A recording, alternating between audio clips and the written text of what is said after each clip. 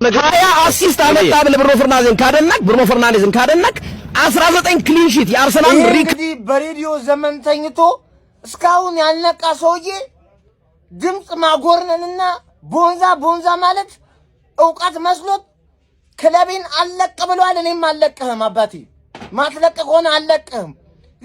አሁን መረጃ ለዚህ በሬዲዮ ዘመን የለመጥከውን ነገር ትተዋታለህ።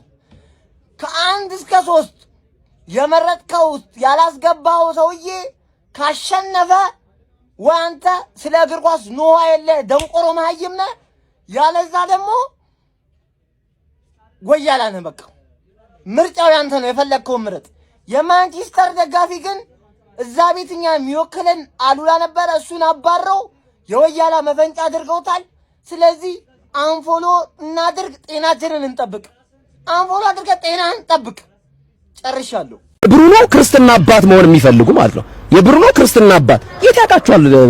ብሩኖ ፈርናንዴዝ እናንተ የውድድር ዓመቱ ምርጥ ተጫዋች መባል ነበረበት። 19 ክሊን ሺት 19 ጨዋታዎች ላይ ጎል ስላልተቆጠረበት የሚል እውነት ነው ያለኝ። ለሁለቱም ሐሳብ ቆንጅዬና አጥጋቢ መልስ እንሰጣለን። ከዛ በፊት ግን የድሮ አካውንታችን እንደማይመለስ ስለተነገረን ፎሎ ያላደረጋችሁ ሰዎች እችን ጠቅ እያደረጋችሁ ፎሎ እያደረጋችሁ ቪዲዮን ደግሞ ሼር፣ ኮፒ ሊንክ፣ ሪፖስት እያደረጋችሁ እንዲደርሳችሁ ታደርጉልኛላችሁ ማለት ነው። መጀመሪያ ላይ ወደ አነሳው ሐሳብ ስንሄድ ዴቪድ ራያ 19 ክሊን ሺት አለው። ስለዚህ ከብሩኖ የተሻለ ሲዝን ነው ያሳለፈው።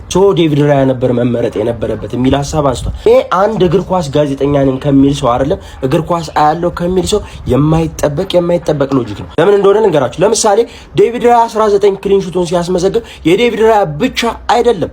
ይሄ ለምን እንዳልኳችሁ ልንገራችሁ። በእርግጥ ብሩኖ ፈርናንዴዝም አሲስት ያደርግ የሚያስቆጥርለት ሰው ያስፈልገዋል። ነገር ግን የዴቪድ ራያ ለየት የሚያደርገው ለምንድነው? ይሄ 19 ክሊን ሺት የሳሊባም የማጋሊሽም ነው። ለምሳሌ ምንም አይነት ኳስ ሳይሞከርበት ቢወጣና ቡድኑ 0-0 ቢጨርስ ይሄ ክሊን ሺት ይመዘገብለታል ለዴቪድ ራያ ማለት ነው። የሱን ጥንካሬ ሳይሆን የሚያሳየው የሌሎች የቲም ሙሉ የቡድኑንም ጥንካሬ የሚያሳይ ነው። ብሩኖ ፈርናንዴዝ አሲስት ለማስመዝገብ ግን አሲስት ማድረግ አለበት። ቀጥታ ጎል ለሚያስቆጥረው ተጫዋች ማቀበል አለበት። በተቃራኒው ዴቪድ ራያ ምንም ሳያደርግ ቢወጣ ክሊንሺት ያስመዘግባል። ያን ደግሞ በዚህ ሲዝን ወደ መጀመሪያዎቹ ጨዋታ በደንብ ተመልክተናል። አርሰናል ምንም አይነት ኦን ታርጌት ሳይቆጠርበት ሲወጣ ማለት ነው።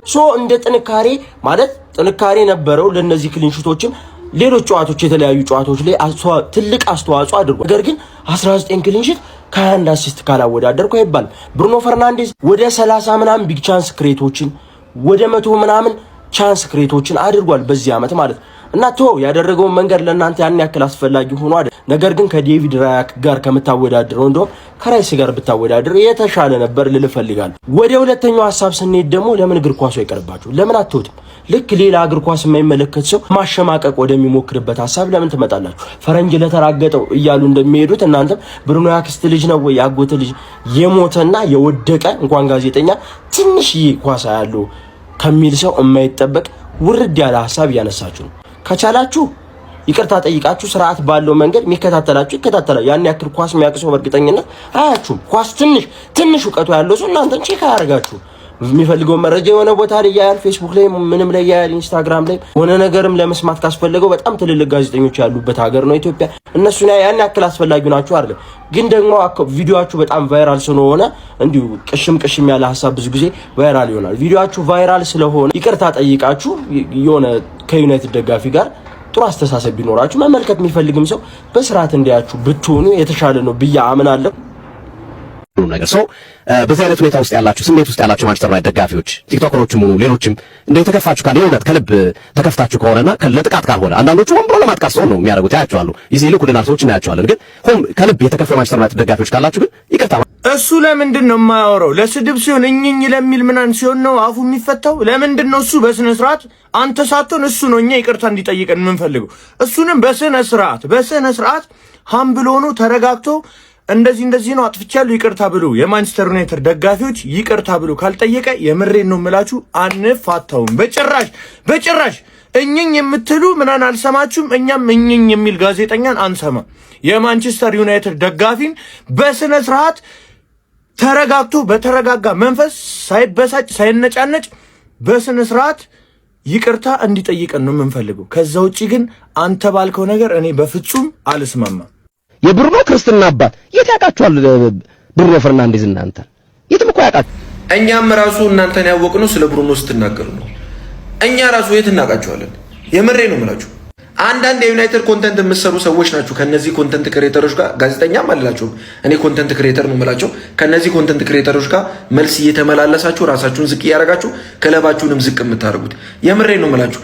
አሉላ ነበረ ለነሱ ቪው ሲያንሳቸው ምናምን ነገር ቪው እንዲያመጣላቸው የሆነ ነገር እያለ ቪው ያመጣላቸው የነበረው እሱ አሁን ሲወጣ ቪው ሲያንሳቸው ጊዜ ቀጥታ ወደ ክለቡ እንደዚህ ገብተው እንደዚህ መናገር ጀመረ። አሁን ብሩኖ ፈርናንዴዝን ተናገረ፣ ክለቡን ተናገረ ምናምን ብለው ልክ የነሱ አካውንት ላይ ገብተው ብዙ ሰው እንዲያይላቸው ቪው እንዲጨምርላቸው ሲፈልጉ ነው እንጂ ምንም ይሄ እንጃ እኔ የጋዜጠኛ ኢቲክስ ራሱ ያላችሁ ላይ መስለኝ። ሲጀመርም ከና አይመቹኝም፣ ፎሎ አድርጊያቸው መተውልኝም አያውቁም። እንደዚህ በኤዲት ምናምን ሲመጡልኝ ነው እንጂ እኔ አሁን ራሱ ይሄን ቪዲዮ የሰራሁት የምር በጣም ስላናደዳችሁ አንፎሎ ምንም አያስፈልግም። በቃ ኮንተንት ክሬተር ናቸው የሆነ ወርደው ከኮንተንት ክሬተሩ ጋር ሐሳብ መገላለጽ የሚፈልጉ ጋዜጠኛ አይደሉም እነዚህ። ገባ የሆነ ቪው ሲያንሳቸው የሆነ ነገር ጌም ማድረግ ሲፈልጉ ነው እንጂ ኧረ በእናታችሁ ራሳችሁን አታወርዱ። በቃ አድቡ የዩናይትድ ደጋፊዎች፣ የምሬ ነው የምላችሁ። አንዳንድ ሰዎች የብሩኖ ክርስትና አባት መሆን የሚፈልጉ ማለት ነው። የብሩኖ ክርስትና አባት የት ያውቃችኋል? ብሩኖ ፈርናንዴዝ እናንተ የትም እኮ አያውቃችሁም እኮ የትም። እነዚህ ሰዎች አፋቸው ማዘዝ ካልቻለን ዩናይትድ ቤት እግዚአብሔርን ወንድ የለም ማለት ነው። ትናንት የሰራሁት 2 ቪዲዮ ጠፍቷል። ከትናንት ወዲያ ባለፈው በዚህ 5 ቀን ውስጥ ሌላ 3 ቪዲዮ ጠፍቶብኛል። እኔ ግን አሁንም አላቆምም። ነገር ግን ይሄ ትግል ፍሬ እንዲያፈራ የምትፈልጉ ከሆነ ቪዲዮ በደንብ ኮፒ ሊንክ ይደረግ። ቪዲዮ ብቻ አይደለም አካውንት እንዳይዘጋ ገብታችሁ ፕሮፋይል ውስጥ ገብታችሁ ሼር እየነካችሁ ኮፒ ሊንክ አድርጉ ማለት ነው። ያለ እናንተ ድጋፍ ብቻዬን ምንም ማድረግ አልችልም። ነገር ግን ትንሽ ከደገፋችሁ ማለት ነው እነዚህ ሰዎች ከምድረ ገጽ እናጠፋቸዋለን። ከዚህ ጭራሽ እናጠፋቸዋለን። ሁለተኛ አፋቸው እንዳይከፍቱ ነው የምናደርገው ማለት ነው። ስለ እግር ኳስ ብቻ ሎጂካሊ እናወራ ብለን ብንጀምር እግዚአብሔር የምሬ ነው ብላችሁ እኔ ጸጥ ነው ማድረጋችሁ፣ አፋቸውን ነው ማይዘው። ነገር ግን እነዚህ ሰዎች ሎጂካሊ የምትግባባው ሰው አይደለም። ሎጂካሊ ከሚያወራ ሰው ጋር ሎጂካሊ ትግባባለህ። ቆንጨራና ቢላ ይዞ ሊያርድ ይመጣን ሰው ሎጂካሊ መተፍ ለፊት አወራለሁ ማለት ይሄ ጅልነትና ሞኝነት ነው።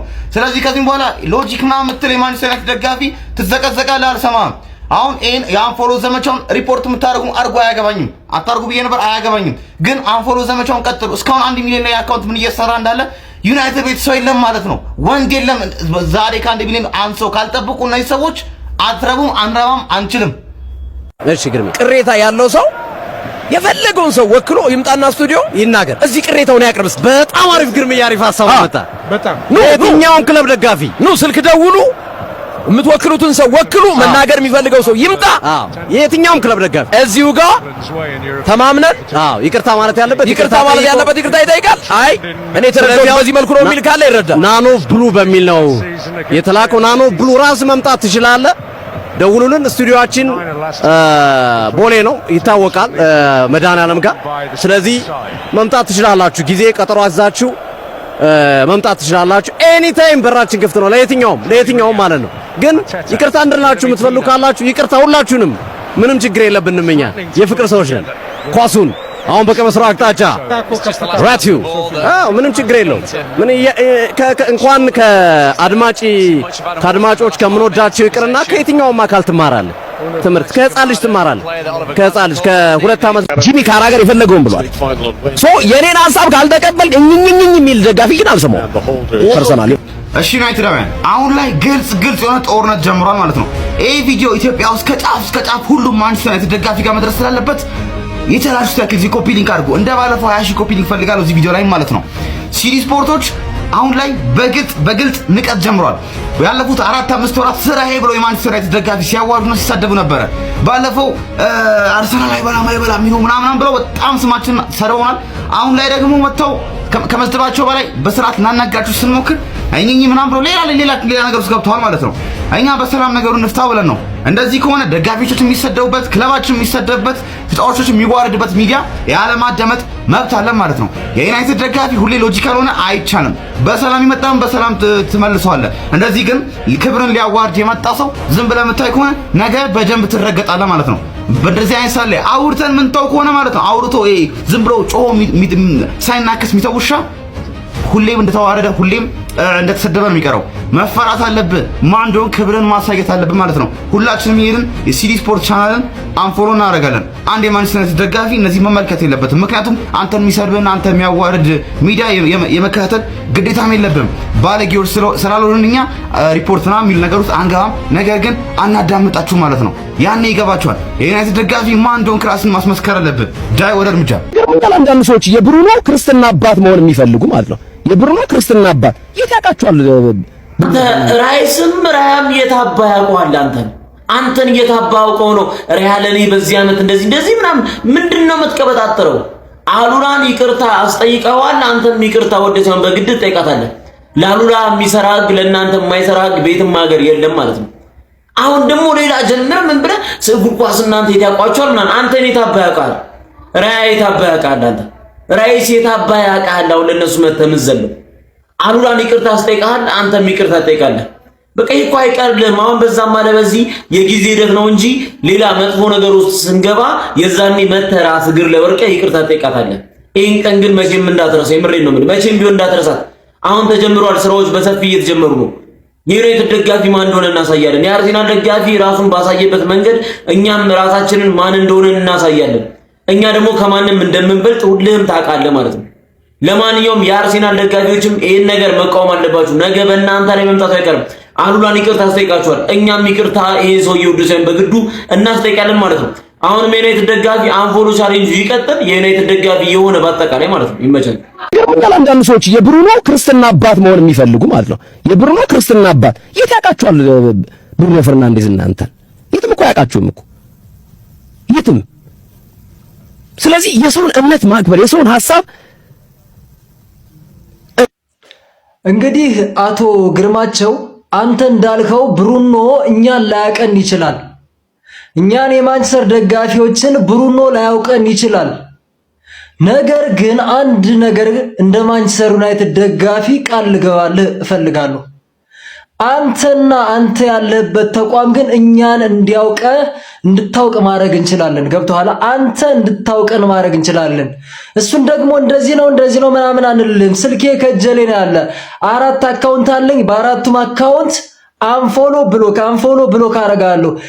በጣም የበዛ ነገር ከመጣ ደግሞ ሪፖርት እናደርጋለን በማስ ይሄን ደግሞ እንዴት እንደምናስኬደው ልንነግርህ አንችልም ነው የምልህ። እኝኝ ማለታችንም ነገ ታየዋለህ።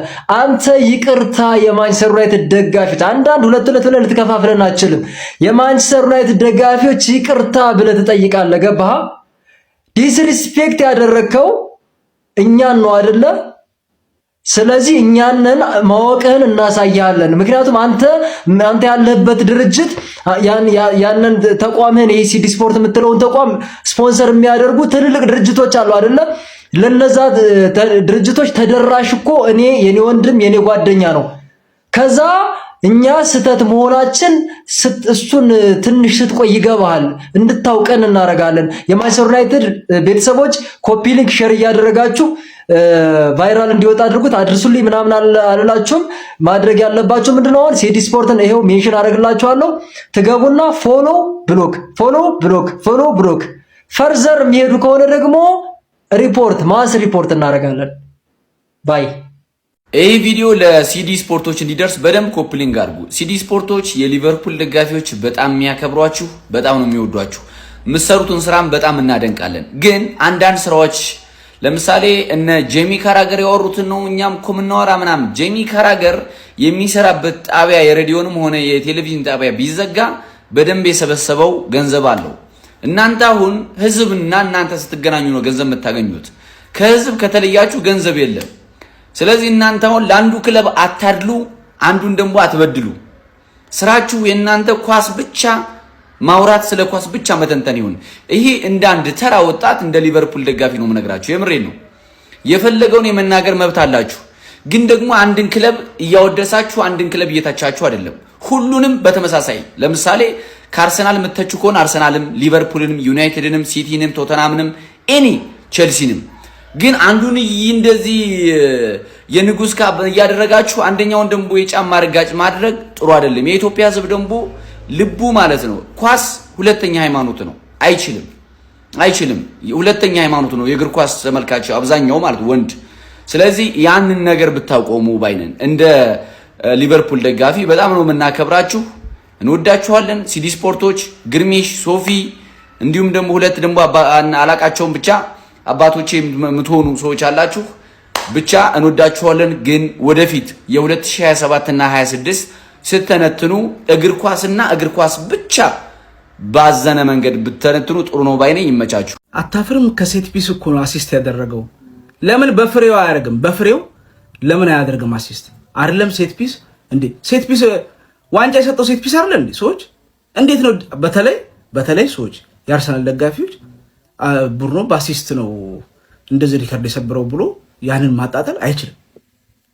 እኔ ጋር ደግሞ በተለይ እኔ ኮመንት ላይ ምክንያቱም እኔ የአርሰናል ሴት ፒስ ሳጣጣል አይታችሁ ስለማታውቁ እኔን መጥቶ ማንም ማናገር አይችልም እዚህ ላይ። ምክንያቱም ዋንጫ ሰጥቷል እንኳን የግለሰብ ሪከርድ ይቀርና የክለብ ሴት ፒስ ላይ አሲስት ማድረግ ዝም ብሎ እንደቀላል የሚታይ አይደለም። እዛ ቦታ ላይ ማስቀመጥ እቺ ለምን በፍሬው አያደርግም አልኳችሁ። ደግሞ ሁለተኛው ጎል እንዴት ነው የሚያምረው! ሰዎች እንዴት ነው የተቀባበሉት? ሁለቱ አፍሪካኖች እንዴ ባለቀ ጨዋታ ይሄን ሰሞን ሲያደርቁ ነበር ታውቃላችሁ። ዛሬ ደግሞ እንዴት ነው ፓስ ማውንት ነበር እንጃ እሳት አረጋቸው። አሁን ማራቅ ነው ያለበት ካፒቴናችን ባይዘው ማራቅ ነው ያለበት። በነገራችን ላይ እኔ እኮ ክረምት ላይ ይሸጥ እያልኩ የነበረው ሰውዬ እኮ ግን ይኸው አሞሬል ዝም በለ አንተ ኳስ ትወዳለህ እንጂ ኳስ አታውቅም ብሎ አፊን ልትም ማድረግ ካፒቴን ይኸው እንኳንም ቀረ። ይኸው 21 ብቸኛው ነው በእንግሊዝ ፕሪሚየር ሊግ ብቸኛው። ሌላም ደግሞ ቢግ ቻንስ እኮ የኬዲቪን ተጋርቷል። እሱን ደግሞ እናጣራለን እንጨምራለን ማለት ነው። ኢንጆይ አድርጉ እንዳትሰሙ። ለምን በፍሬው አያደርግም ብላችሁ ንገሯቸው። እንደዛ ለሚሏችሁ ሰዎች አይመለከተንም። ኢንጆይ አድርጉ። ይህ ማንቸስተር ዩናይትድ ነው፣ ታላቁ ማንቸስተር ዩናይትድ ነው። ማንም እናንተ መናገር አይችልም። ለማንኛውም እስቲ ቪዲዮውን ኮፒ ሊንክ ሪፖስት ላይክ ማድረግ እንዳይረሳ። ግሎሪ ማን ዩናይትድ ደግሞ አንዳንድ ሰዎች የብሩኖ ክርስትና አባት መሆን የሚፈልጉ ማለት ነው። የብሩኖ ክርስትና አባት የት ያውቃችኋል?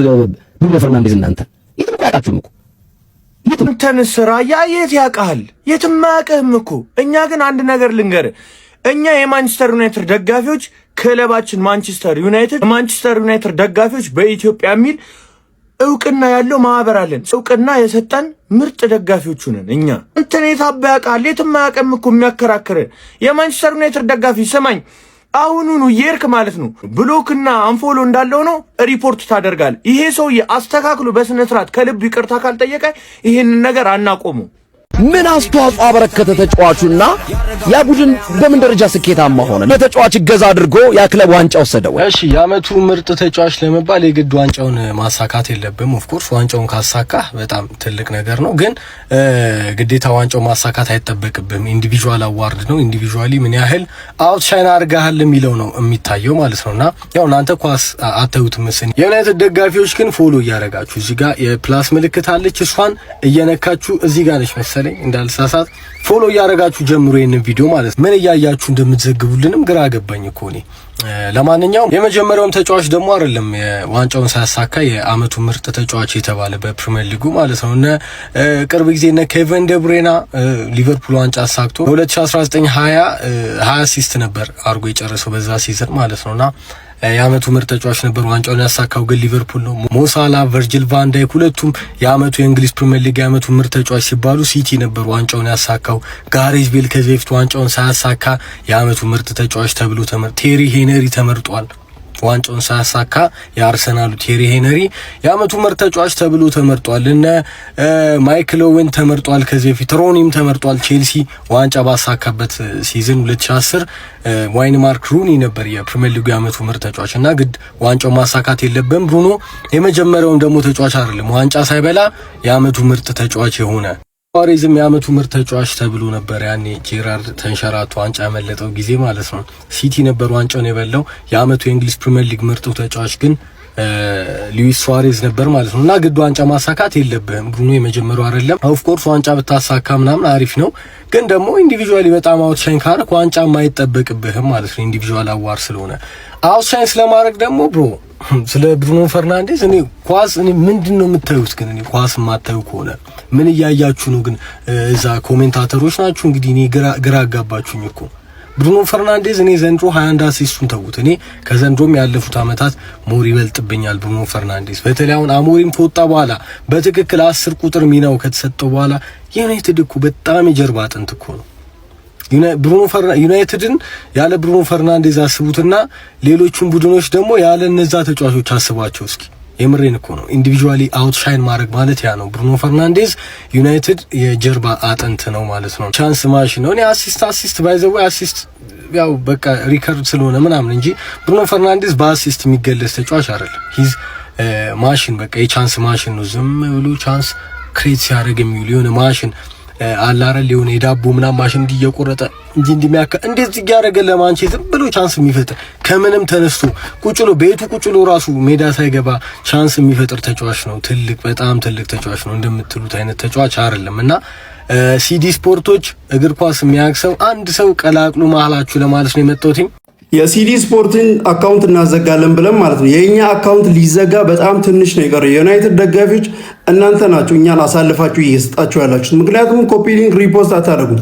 አካውንታችን ላይ የሌላ ሪፖርት የተደረገው ቪዲዮዎች ቫይራል አወጡ፣ መልስ መስጠት አልቻለም። ዞላ የሰራቸው ቪዲዮዎች በተደጋጋሚ በትንሹ 4 ቪዲዮ ጠፍቷል። የሌሎቹም እንደዛው። ስለዚህ የዩናይትድ ደጋፊዎች ፕሊዝ እኛን ፕሮጀክት ለማድረግ ሞክሩ። ትላንትም ሌላ ነገር ጨምሯል። ስለዚህ ቻሌንጁ በተጋጋለ ሁኔታ መቀጠል አለበት። ይቅርታ እስካልጠየቁ ድረስ ምንም የምናቆመው ነገር አይኖርም ማለት ነው። ብሩኖ ፈርናንዴዝ የት ያውቃቸዋል የክርስትና አባት ለመሆን የሚፈልጉ አሉ ላለው ደግሞ ማለት ነው። ብሩኖ ፈርናንዴዝ የክርስትና አባት ሳይሆን ከክርስትና አባት በላይ ለኛ ይቀርበናል። ብሩኖ ፈርናንዴዝ የክለባችን ባለውለታ ተጫዋች ነው። ማንቸስተር ዩናይትድ አወቀን አላወቀን ማንቸስተር ዩናይትድ ከልባችን የምንወደው የምንደግፈው ክለብ ነው። መቼም ማንቀይረው ከየትኛውም ነገር የምናስበልጠው ማለት ነው። ፕሮባብሊ ላይፋችን ላይ ቫሊዩ ከምናደርጋቸው 3 ነገሮች ላይ ቶፕ 3 ላይ ሊኖር የሚችል ነገር ነው። እግር ኳስ ማለት ስሜት ነው። እግር ኳስ ማለት ፍቅር ነው። ይሄን ለአንድ ጋዜጠኛ አላስረዳም። ትልቅ ሰው ወይም የሆነ አባት የት ያውቃል ምናምን ቢለኝ አይገርመኝም። ጋዜጠኛ ነኝ ብለህ እያሰብክ እነዚህ በማለት በጣም አሳፋሪ ነው። ስለዚህ የዩናይትድ ደጋፊዎች እነሱ ራሳቸው እስካልፈቱ ድረስ እኛም አንፈታም። ምንም የሚቆም ነገር የለም። ራሳችን እናስከብራለን። ይመሻችሁ።